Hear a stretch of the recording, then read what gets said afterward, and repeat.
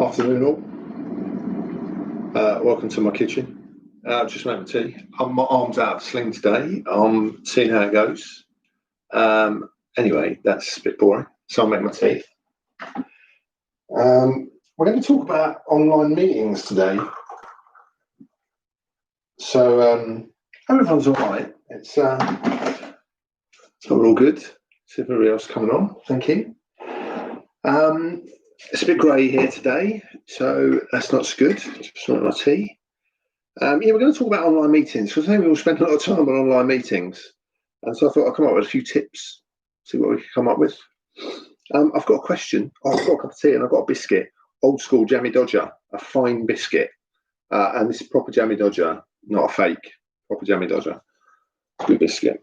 So I've got a question as well, because we're in lockdown. I kind of did a bit of research on the last lockdown, and my question today is how much time on average did people spend watching TV or streaming videos in the last lockdown per day?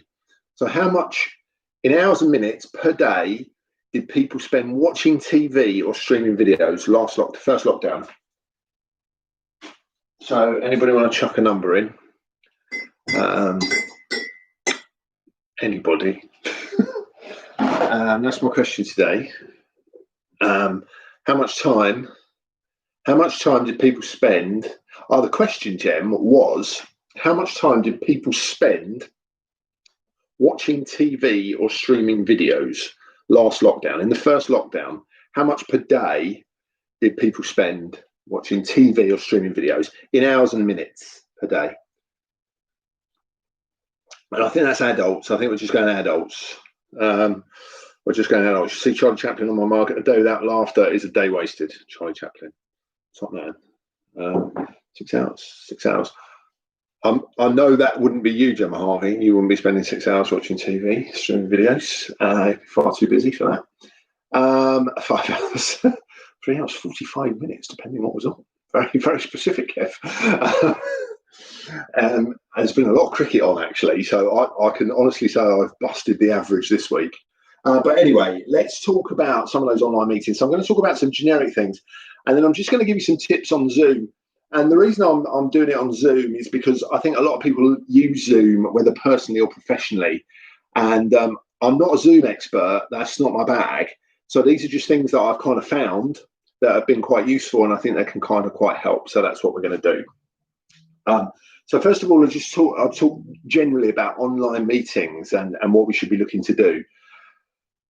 So first things first, cameras. Should cameras be on? Should they be off? And there's a little tip that I'll back this up with in Zoom as well. But I'd kind of say, yes, they should be. That's my general tip. There's going to be times when they're not, and you can turn your camera off during the meeting, of course. I don't know if you've got to step away, get tea, answer the door. I think then we can turn it off. But I think one of the things that we're missing so much is that social interaction. And because things like backgrounds are allowing us more and more, I think cramped space and all that kind of stuff, we can even use blur on some of them, so we don't even have to put a fancy background up. So on, yes, is my tip, but, off when needs be. I mentioned it there, but customize a background, which I think is a decent enough tip. I want you to know I'm in my kitchen. That's why there's no customized background now. But you can customize your background. You can put business backgrounds up. In fact, my business has just kind of developed some backgrounds that we can drop at the back of our meetings, and they might be able to say something like, expecting a delivery, or rampant dog running across the screen, or something like that. So we can kind of make them a little bit fun as well. Just be cautious a little bit if you are dropping your own background in, because sometimes, depending the colours you're wearing, the closeness you are to a wall, you can bleed back into it and actually disappear. So it's always worth just a little check there. But the backgrounds are always worth doing. My next thing, I know I've put this up before, but it's so important. And this is just generally, whether we're talking about meetings like we're faced with now, or when we were back in the offices and things like that. But just look at the camera. Look at the camera, not at the screen. Cameras generally are up higher as you can see, just where my finger's waggling. But we have this habit of looking at the screen. If you're double screening, make sure you're looking at the screen where the camera is. I've spent a lot of time like talking to people like this because they're just looking at the screen when they've got the detail, forgetting that I can see this bit of them. So look at your camera, and they are in different places. Some people will have standalone cameras and things like that, but look at your camera. You'll see my eyes move every now and again because I've got notes plastered around. But when I'm delivering, ideally, it's coming out here. Check your audio, whether you're doing headsets or mics off laptops or anything. And if you flop from either system to system or headset to computer mic, just be aware that sometimes your computer might just do one of those crazy things and adopt the settings. And so then you'll go on and you go, oh, you can't hear me. So just test it each time. And that's kind of key. I think for meetings, so, as we would face-to-face, let's intro and icebreak a little bit. Nobody would go into a meeting and go, right, hi, let's get cracking. When we're meeting face-to-face, we would do small talk. And I think it's all right to allow that to happen. And I'd probably actively encourage it. Things that I've certainly done when I'm running training sessions, but I talk about what people are watching on TV, what's a good program to watch. So there's, we're all in the same scenario about being locked down. So let's kind of share some things. That gives us an opportunity. But I think that kind of helps. Still with meetings, let's have an agenda. A long time ago, it could be going back to Kev's days actually, I used to work with a guy and he didn't accept a meeting. This would have been face-to-face. But if there wasn't an agenda or a reason for them attending the meeting, he would just refuse to attend the meeting. He'd just delete the invite. And it kind of got people starting to do that a lot more in the business. And I still think that's a worthwhile thing. Time limit, funnily enough, things like Zoom and WebEx that people use, of course, there's 40-50 minute limits, unless you've all got corporate accounts. And that 40-50 minute limit isn't a bad thing. That's a decent enough time. And if we go much longer than that, we can start bleeding into wasted time almost. So, sometimes with Teams, they can go on perhaps a little bit longer, but that 40 minutes on Zoom is no bad thing sometimes. Action items and notes. Again, I'll probably see less of this with online meetings than I used to with face-to-face meetings. And they don't come out quite so much. So let's get a little bit used to that. I think that's fair enough. What should I wear? I think it's got to be right for you. I think that's evolved. Even 10 months ago, people would probably say, dress for work. It's a tip I've done. I've trained someone recently and they said they put shoes on. They wore business shoes. They just dressed very casually because they were allowed to, but their shoes made them feel like they were at work. So it's kind of what works for you, really. I've got to be honest, I've worn a lot of T-shirts and polo shirts since we've been in lockdown. And that's been absolutely fine. But recognise what's the expectation perhaps from the person on the meeting if we're talking external. No noise notifications. So on other apps that you've got open, turn noises off or shut them down. Again, I've been on a lot of meetings where I can hear ping, ping, ping, phones, anything like that. So turn off your notifications when you're on a meeting, just as you would ideally if you were face-to-face. Utilise the tech that we've got and some of the things it offers.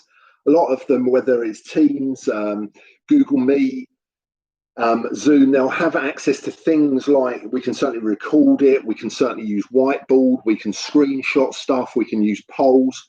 So if you've got access to those, then, utilise them. When you're talking to people, use names. It's much easier when we're face-to-face. We could just look and we could nod and we could bring people in. Here, let's use people's names a lot more and recognise the lag in time. There's going to be some of those awkward silences, all know after you, etc. I said about the timing and WebEx and Zoom helping us. 90 minutes for me, absolute max before you break. Right, so a couple of extra little things that I'm going to pick up with regard to Zoom. Some of you may know these, and that's absolutely brilliant, but there could be some people out there who don't.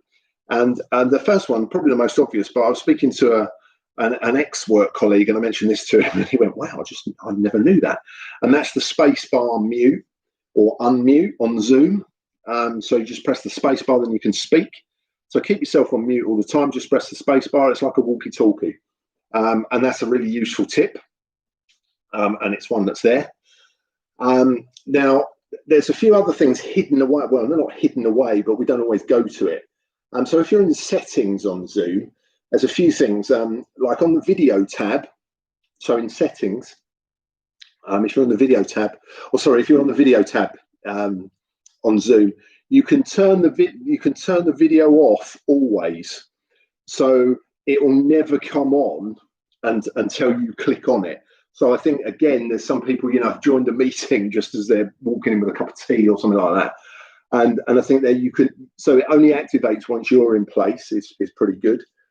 Another thing on that video tip is you can hide non-video attendees. So some people just don't like the names. They'll be in the participant chat, so they're there, the participants, but you don't have the names showing up. So you might have 3 videos and then just 3 black boxes with names. And that's one thing that people like. You can click a preference, so when you speak, you're spotlighted. So this is all off of the video tab. So now the reason I quite like that is because that then you see yourself and what other people are looking at. You'll still see the other videos, but you will be spotlighted. And of course, on Zoom, you may know this, but you can touch your appearance up. So in the land of Instagram and filters, that can sometimes be quite useful. Other little things, if you go on the general settings menu, there's some little keyboard shortcuts. Everyone likes a little keyboard shortcut. But I think one of the one that I really like is you can click there. So in general, so settings general, there's a box that you can mark and it will just auto copy the link. If you keep it marked, every time you go into a Zoom meeting, it will auto copy the link, the URL for the meeting, onto your clipboard. And then when you're in the middle of the meeting and that inevitable email drops in, it goes, oh, sorry, I've lost the code. You can just go to email and paste the link in and it'll go straight away rather than trying to find it or search through your emails for the original. So it will auto copy straight to clipboard and then you can just re-invite that person. That's quite a nice one. Also, to do that quite quickly, you can, if you press Alt and I, that will take you straight to invite somebody to a meeting. So Alt I is quite nice. Alt R will record the meeting. Alt V will turn your video on. So there's a whole host of those. Alt H will open the chat pod, and they're just all on those general settings. There's another one that's quite useful because a lot of us are dual monitored up. So you can change the setting to use dual monitor. And this can be quite beneficial if someone else shares a screen, because you'll have this on your main screen, and then when they share, it will drop onto your second screen. And that's just a box to check. So just have a look through those. There's 2 things, one in general settings on Zoom and one in keyboard shortcuts. Now, there's one last thing on keyboard shortcuts. You can tick a box and it will go global. So it doesn't matter if you come out of Zoom because you've got to send an email or something like that, you can still, those shortcuts will still work. They'll still work regardless of what you're in. So it'll change the layout or whatever. So worth just spending 5 or 10 minutes. I've just picked out 2 or 3 that I thought were particularly useful. The big ones for me are that thing about inviting attendees, and that copy the link I think is really quite useful. And the thing that we probably all spent time trying to do. So just a few, but there's plenty out there online. I just want to give my top ones. So just for that question, I said we had 6 hours, 5 hours, 3 hours, 45 minutes, depending what was on. Do you know, in first lockdown, it was even lower than that. It was 2 hours, 53 minutes. Maybe we're going up to 3:45 to 5 hours in lockdown 2. But thanks for joining me again. Have a good afternoon, everybody. And I'll look forward to seeing you next week. So thanks very much for joining me, guys. Have a great day.